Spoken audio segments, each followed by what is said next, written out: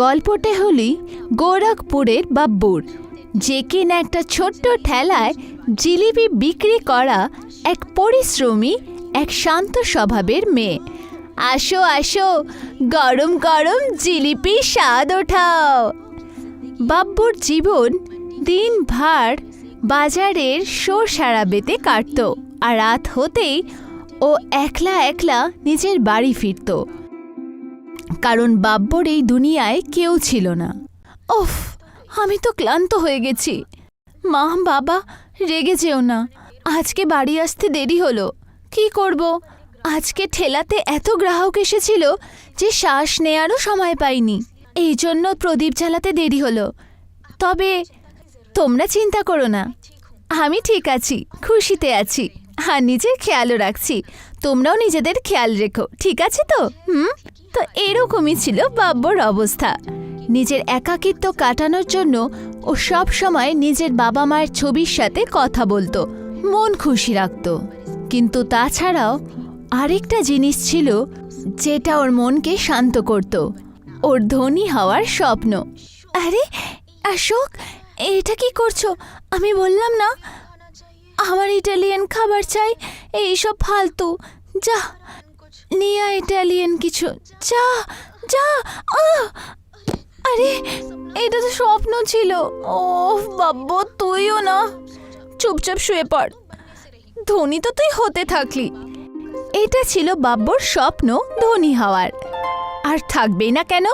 সারাদিন পরিশ্রম আর রাতের একাকিত্ব ওকে ক্লান্ত করত। ও চাইতো যে জীবনে কিছু শান্তি আসুক, কিন্তু ভাগ্যের সামনে ওর কিচ্ছু চলতো না। প্রত্যেক দিন সেই একই ঠেলা, সেই হুড়মুড়ি, সেই একাকিত্ব।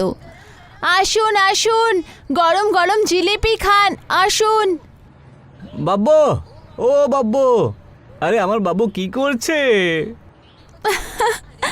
আর তুই বলবি তাহলে কি আমি করতে পারবো? হ্যাঁ, এটা ঠিকই বলেছিস তুই, কিন্তু কি করি, তোকে দেখে তো আমার মুখ দিয়ে ফটফট করে কথা বেরোয়, ব্যাস কথা বলতেই থাকি। এই দেখো, আবার শুরু হয়ে গেলি। তুই জানিস তো যে তোকে আমি একটুও পছন্দ করি না।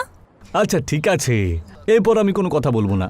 হ্যাঁ, এবার বল কেন এসেছিস? কিছু না, এই কাগজটা দিতে এসেছিলাম রে। তুই তো আমাকে বিয়ে করতে চাস না, তাই না? তাতে কি হয়েছে, কিন্তু আমি তো তোকে খুশি করতে চাই। খুশির খবর, মেবারের মহারাজের স্বয়ম্বর। মহারাজ বিক্রান্ত খুঁজছেন নিজের জন্য শান্ত, সুশীল আর ভালো খাবার বানানো মেয়ে, যে হবে মেবারের চৌধুরী পরিবারের বৌমা। এটা কি রাজু? আরে এটা কি, মানে কিছু বুঝিস না? তুই দেখতে পাচ্ছিস না? আরে মহারাজের রানী লাগবে রে। তোর আগে খুঁজতে দে, আমার সাথে কি? কি বোকা তুই, সত্যি। কি বললি তুই? আরে বোকা বললাম শুধু, একবার ভেবে দেখ তোর কি স্বপ্ন। ধনী হওয়া।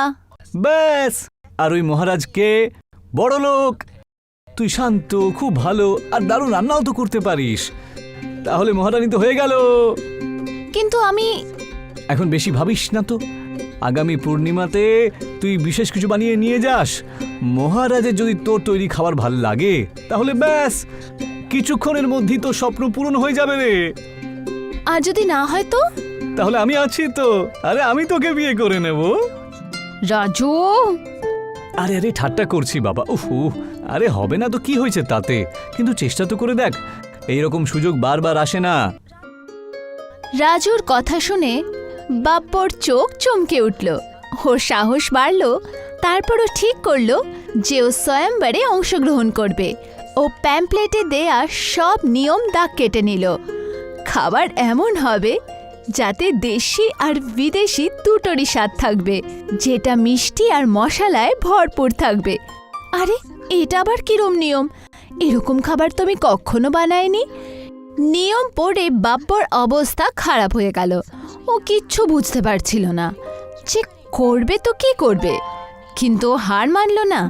সারাদিন নতুন রেসিপির বই পড়তো, মোবাইলে নতুন রেসিপি দেখতো, আর রোজ কিছু না কিছু বানিয়ে অভ্যেস করত। আর এটা হলো আমার মশালেদার গোলাপ জামুন। একটু খেয়ে দেখি।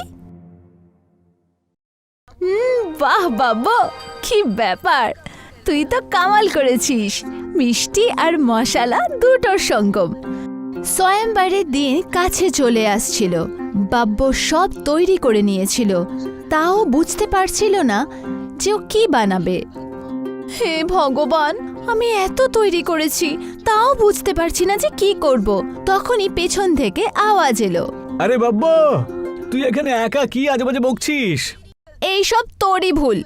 তোর জন্যই আমি এই স্বয়ংবরে অংশ নিচ্ছি, আর এখন তোর জন্যই আমি বুঝতে পারছি না যে আমি কি বানাবো। আরে এরকম ভয় পাচ্ছিস কেন?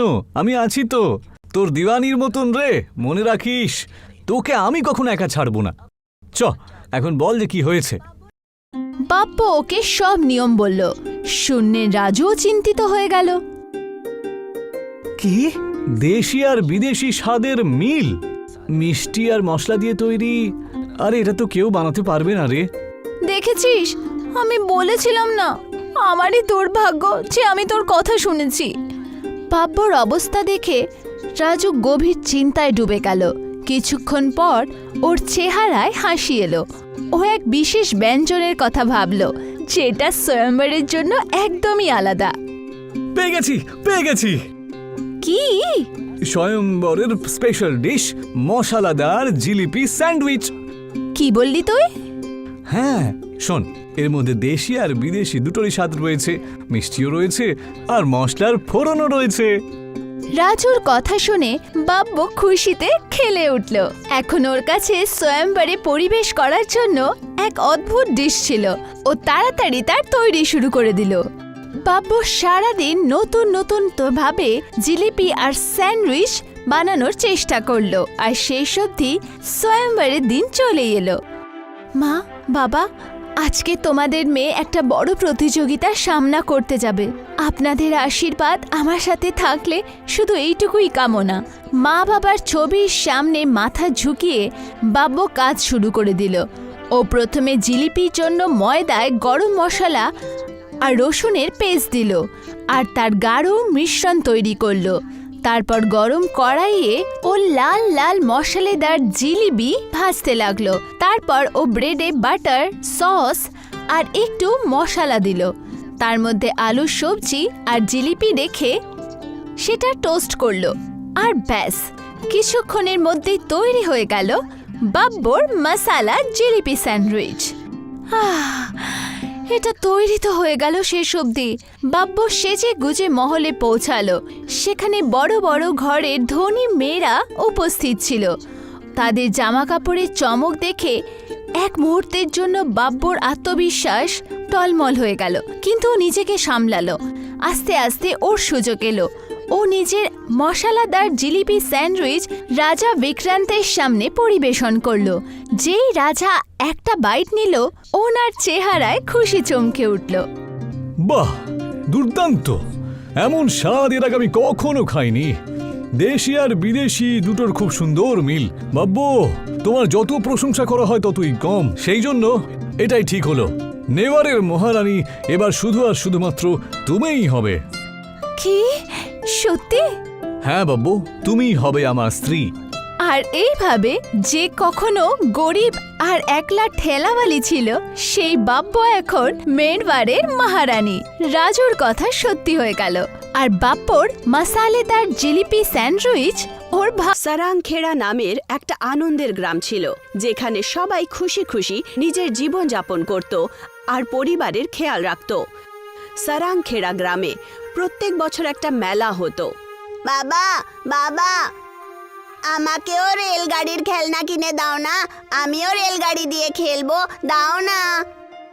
খোকা, তুমি তো জানো যে আমার সব পয়সা দিয়ে আমি বাড়িতে খাবারের জিনিস কিনে নিয়েছি, আর মেলার কত ভালো জিলিপিও তোমাকে খাওয়ালাম আমি। না বাবা, আমি ওই রেলগাড়ি চাই মানে চাই, নয়তো আমি বাড়ি যাব না। এখন কোত্থেকে তোমাকে নতুন খেলনা দেব? কোথা থেকে নিয়ে আসবো? আরে হ্যাঁ, আমার মনে পড়েছে, তোর মা তোর জন্য অনেক আগে থেকে একটা ট্রেন এনে রেখে দিয়েছিল। আচ্ছা, সত্যি? যদি এরকম ব্যাপার তাহলে খুব ভালো কথা। সঞ্জয় নিজের বাচ্চা টনিকে ওখান থেকে নিয়ে নিজের বাড়ি ফেরে। বাড়ি যাওয়া মাত্রই টনি জানতে পারে যে ওখানে কোনো খেলনা নেই।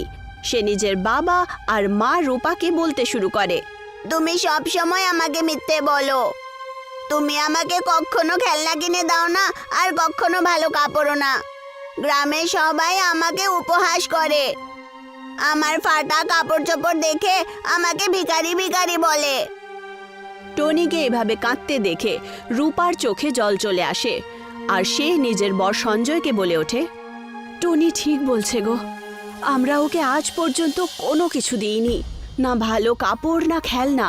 জানি না ভগবান এরকম দিন আমাদেরকে কতদিন দেখাবে। এতে তো আমাদের কোনো রকম ভুল নেই।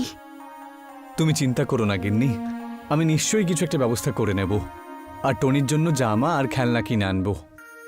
এইটুকু বলে সঞ্জয় নিজের বাড়ির বাইরে আসে আর নিজের পালতু ছাগলের মধ্যে তার ছোট্ট ছাগলকে বিক্রি করতে যায়। প্রধান মশাই, প্রধান মশাই, এই নিন, এই ছাগলটা আমি আপনার কাছে বিক্রি করতে এসেছি। এর নাম হলো ভোলে। এ তো খুব ভালো ছাগল দেখছি, তা কত দামে বিক্রি করবে? বাজারে এর দাম পুরো 2000 টাকা, কিন্তু আপনি গ্রামেরই লোক, সেই জন্য 1950 টাকা দেবেন আমাকে। আরে কি আজে বাজে কথা বলছো সঞ্জয়, তুমি মাত্র আমার জন্য 50 কম করছো, তাও এই গ্রামের লোক হয়ে তুমি? আরে পুরো 500 কম করা উচিত তোমার, বুঝলে? কেমন লোক বলো তো তুমি? আচ্ছা ঠিক আছে, আপনি তাহলে 1500 টাকাই দিন, আমি এতেই রাজি আছি। প্রধান সঙ্গে সঙ্গে নিজের পকেট থেকে 1500 টাকা বার করে আর সঞ্জয়ের হাতে দিয়ে দেন। এই কথার ব্যাপারে সঞ্জয়ের বউ রূপা কিছুই জানতো না। চুক চুক চুক চুক চুক চুক চুক চুক চুক চুক চুক চুক। ইয়ে, আমার এই রেলগাড়িটা খুব ভালো লেগেছে বাবা। হ্যাঁ হ্যাঁ খোকা, খেল খেল, কিন্তু পড়াশোনা ভুলে যেও না, নাহলে মা কিন্তু রাগ করবে। এই খেলনাটা কখন আনলে তুমি টনির জন্য? ওই টনি কান্নাকাটি করছিল, তাই আর থাকতে পারলাম না, তাই মেলাতে গিয়ে একটা খেলনা কিনে আনলাম। হ্যাঁ, কিন্তু টাকার ব্যবস্থা কোত্থেকে করলে এত তাড়াতাড়ি? ওই ভোলেকে আমি প্রধান মশাইয়ের কাছে 1500 টাকায় বিক্রি করে এলাম। পয়সার দরকারও ছিল, আর টনিও কান্নাকাটি করছিল। এটা তো তুমি একটুও ঠিক করোনি, কিন্তু এখন যখন তুমি টাকা নিয়ে নিয়েছো, ফেরত নেওয়ার তো কোনো প্রশ্নই ওঠে না। রাগ করো না গিন্নি, পরিস্থিতি যতদিন না ঠিক হচ্ছে, কিছু না কিছু উপায় বের করতেই হতো। কি জানি ভগবান কতদিন এরকম দিন দেখাবেন। এত পরীক্ষা কম নয় নাকি? 1 মাস কেটে যায় আর সঞ্জয়ের বাড়িতে অসুবিধা যেন শেষ হওয়ার নামই নিচ্ছিল না। কি হয়েছে সঞ্জয়, আজকে সকাল সকাল আমার বাড়িতে? হ্যাঁ প্রধান মশাই, পয়সার দরকার ছিল, তাই। আর পয়সা কোত্থেকে আসবে তার কোনো উপায় আমি দেখতে পাচ্ছিলাম না, তো সেই জন্য আমার ছাগলটা বিক্রি করতে এলাম। ছাগলটা তো খুবই ভালো সঞ্জয়, এই নাও তোমার পয়সা। প্রধান মশাই, এই ছাগলের দাম ভোলের থেকে অনেক বেশি, আর আপনি এর জন্য 1500 দিচ্ছেন, এটা তো অন্যায় প্রধান মশাই। এই শোনো, এই পয়সায় তুমি পাবে, বুঝলে? এই সময় আমি ছাড়া এটা কেউ আর কিনবে না। যদি বিক্রি করার হয় করো, না হলে যাও তো যাও। ঠিক আছে প্রধান মশাই। প্রধান সঞ্জয়ের অসুবিধা জানা সত্ত্বেও তার লাভ ওঠায়। সঞ্জয় এই ব্যাপারে কিছুই করতে পারছিল না। সে নিজের মাথা চিন্তায় নিচু করে বাড়ি চলে আসে। অনেক কষ্ট এই মাসে, খাবার দাবার যদি হয়েও যায় তাহলেও বাকি খরচা কোত্থেকে আসবে? এখন তো 2টো ছাগলও বিক্রি করে দিয়েছো, ব্যাস একটাই বেঁচে আছে। প্রধান মশাই ছাড়া এই সময় কেউ ছাগল কিনবে না, আর এই সুযোগ নিয়ে উনি আমার কাছ থেকে পয়সা কম দিচ্ছে, বুঝলে? মা, আমার পড়া হয়ে গেছে, এখন আমি বাইরে খেলতে চলে যাই। হ্যাঁ বাবু, ঠিক আছে, যা, কিন্তু বেশি দেরি করিস না যেন। টনি সঞ্জয় আর রূপার কথা শুনে চিন্তিত ছিল। সেই ভাবনায় ডুবে টনি দেখতে পায় কিছু বাচ্চা মৌমাছির ছাতার ওপরে পাথর মারছিল। আরে ভাই, পাথর কেন মারছো? মৌমাছিরা কষ্ট পাবে তো। বাচ্চারা টনির কথা না শুনে মৌমাছির ওপরে পাথর মারা জারি রেখে দেয়, আর মৌমাছিরা ওদেরকে কাটতে শুরু করে, আর ওরা পালিয়ে যায়। তক্ষুনি ওখানে বনদেবী প্রকট হন। আপনি কে মা? আমি বনদেবী। আমি দেখলাম যে কিভাবে তুমি ওই বাচ্চাদের সাথে মৌমাছির ওপর পাথর মারছিলে না, আর কিভাবে ওই বাচ্চাদেরকে বোঝালেও যে এটা ভুল কাজ। এতে খুশি হয়ে আমি তোমার সামনে এলাম। তুমি যে কোনো একটা মনোকামনা চাও, আমি পূরণ করে দেব। টনি 1 মিনিট ভাবে, তক্ষুনি সে নিজের বাড়ির কষ্টের ব্যাপারে ভাবে। আপনি আমাকে এই ছাতার মতোই একটা বাড়ি দিয়ে দিন, যেখানে আমি, মা আর বাবা থাকতে পারবেন। আর এর মধু বিক্রি করে আমাদের বাড়ির কষ্টও দূর হয়ে যাবে। তথাস্তু।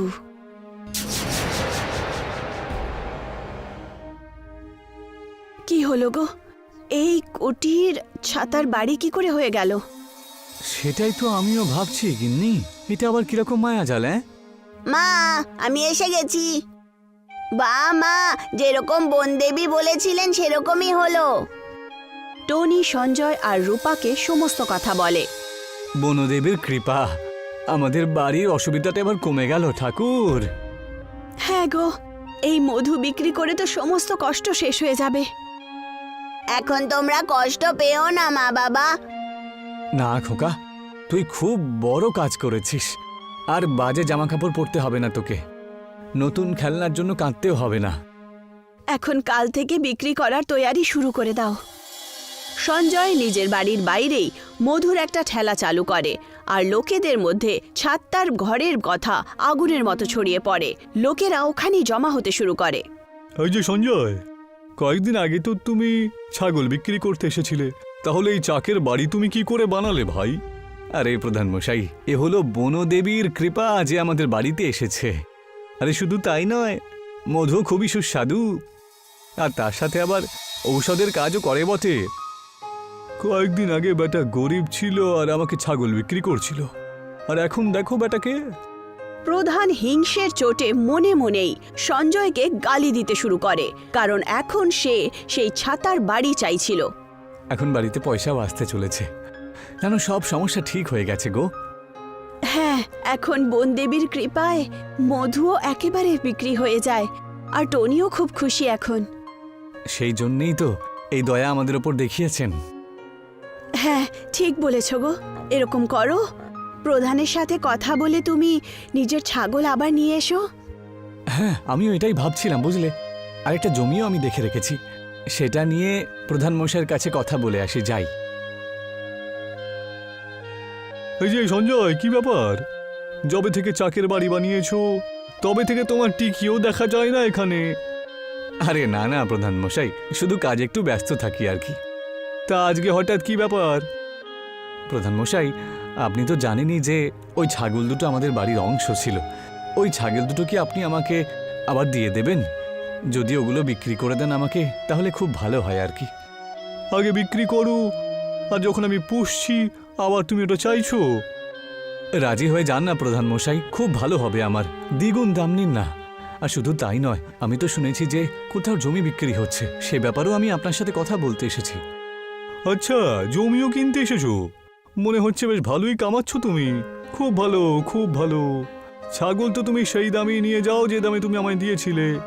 আর কালকে জমির কাগজপত্র নিয়ে সই করার জন্য তোমার বাড়িতে আমি কালকে চলে আসব। লোভী প্রধান ছাগলের দ্বিগুণ দাম নিল না, কিন্তু সে জানতো যে সঞ্জয় একটা অশিক্ষিত লোক, আর এই পয়সা তো ও এই ব্যাপারে লাভ তুলে সঞ্জয়ের থেকে নিয়েই নেবে। গিন্নি, এসে গেছো তুমি? কি বললেন প্রধান বাবু? প্রধান মশাই রাজি হয়ে গেছেন, আর ছাগলের জন্য দ্বিগুণ পয়সা উনি নেননি, বুঝলে? ভাবতে হবে গো, যখন কষ্ট ছিল তখন জোর জবরদস্তি টাকা নিলেন, আর এখন যখন টাকা আছে তখন দয়া দেখাচ্ছেন। বাহ ভাই বাহ। এটাই হলো নিয়ম গিন্নি, কোনো ব্যাপার নয়। কালকে সই করতে হবে জমির কাগজে, বুঝলে? তুমি পয়সা বের করে রেখো। প্রধান মশাই নিজে সকালবেলায় আসবেন আমাদের বাড়িতে, আর ছাগলগুলো নিয়ে আসবে। আমি বার করে রেখে দেব টাকা। পরের দিন প্রধান সঞ্জয়ের 2টো ছাগল আর জমির কাগজ নিয়ে আসে। এই যে সঞ্জয়। হ্যাঁ প্রধান মশাই, আসুন আসুন। রূপা, প্রধান মশাইয়ের জন্য একটা ভালো করে চা বানাও। বাহ ভাই, এই তো দারুণ বাড়ি দেখছি তোমার। হ্যাঁ ধন্যবাদ প্রধান মশাই। কই দিন, কোথায় সই করতে হবে বলুন বলুন বলুন। আর একবার পড়ে তো নাও, এখানে সই করতে হবে। আরে কেন আমাকে নিয়ে মজা করছেন? আমি পড়াশোনা করতে জানিও না, আমি এমনি টিপসই করতে পারি। এই হলো পয়সা, দুটো ছাগলের জন্য আর জমিরও, বুঝলেন? কই দিন আমায় কাগজটা দিন তো। আরে কাগজটা কালকে নিও সঞ্জয়, আজকে থেকে আমি ভালো করে চোখ বুলিয়ে নি। ঠিক আছে, যা ভালো বুঝবেন। পরের দিন সকালে প্রত্যেক গ্রামবাসীরা সঞ্জয়ের বাড়ির বাইরে দাঁড়িয়েছিল আর প্রধান সবাইকে কাগজ দেখাচ্ছিলেন। এখন থেকে এই বাড়িটা আমার, কালকে সঞ্জয়ের কাছ থেকে এই বাড়িটা আমি কিনে নিয়েছি। আরে কি কথা বলছেন? আপনারা সবাই এখানে কেন এসেছেন বলুন তো সকালবেলায়? আরে সঞ্জয় ভাই, এই মাতার কৃপাওয়ালা ঘরটা তুমি পয়সার লোভে বিক্রি করে ফেললে। এ তুমি কি বলছো? হ্যাঁ, আমি আমার বাড়ি কাউকে বিক্রি করিনি। আরে মিথ্যে কথা বলছো কেন সঞ্জয়? এই দেখো, কালকে তুমিই তো এই বাড়ির কাগজে সই করে দিয়েছিলে। আরে এসব আপনি কি বলছেন? আমি তো আপনার থেকে জমি কিনেছিলাম, পয়সাও দিয়েছিলাম জমির। এখন মিথ্যে কথা বলে কোনো লাভ হবে না সঞ্জয়। এখন তুমি বাড়ি বিক্রি করে ফেলেছো, কাগজে পরিষ্কার করে লেখা রয়েছে। এটা আপনি অন্যায় করলেন, কিন্তু আপনি আমাকে ঠকিয়ে সই করিয়ে নিয়েছেন। তো আমি পড়াশোনা জানি না বলে আপনি এইভাবে সুযোগটা নিলেন। এইসব নাটক করে কোনো লাভ হবে না ভাই, বাড়িটা খালি করে দাও, কাল থেকে আমি এখানেই থাকবো। সঞ্জয়, রূপা আর টনি কাঁদতে শুরু করে। সঞ্জয়ের মাথা নিরাশার চোটে ঝুঁকে যায়। ওরা বাড়ি থেকে জিনিসপত্র বার করে দেয়। প্রধান পরের দিন বাড়ি আসে। এই বোকা গাধা সঞ্জয়, পয়সাই ওই দিল আর বাড়িটাও এখন থেকে আমার হয়ে গেল। এইটুকু বলে প্রধান বাড়ির দরজা খুলে ভেতরে চলে যান। তক্ষুনি অনেকগুলো মৌমাছি ওনাকে কাটতে শুরু করে আর প্রধান পালাতে শুরু করে। আরে বাবা, দেখো না, প্রধান বাবুর বাড়িতে ঢোকার মাত্রই মৌমাছি কেটে ফেলেছে আর উনি গোল গোল দৌড়চ্ছেন। দেখো, যেই কাগজ প্রধান নিয়ে এসেছিলেন সেই কাগজটাও মৌমাছি নিয়ে চলে যাচ্ছে। এ তো চমৎকার হয়ে গেল, বনদেবী আবার আমাদের রক্ষা করেছেন। তারপর প্রধান ক্ষমা চেয়ে নেয় আর সঞ্জয়ের পয়সা ফেরত দেয় আর চলে যান। তখন থেকে সঞ্জয়, রূপা আর টনি হাসি খুশি নিজের ছাত্তার বাড়িতে থাকতে শুরু করে।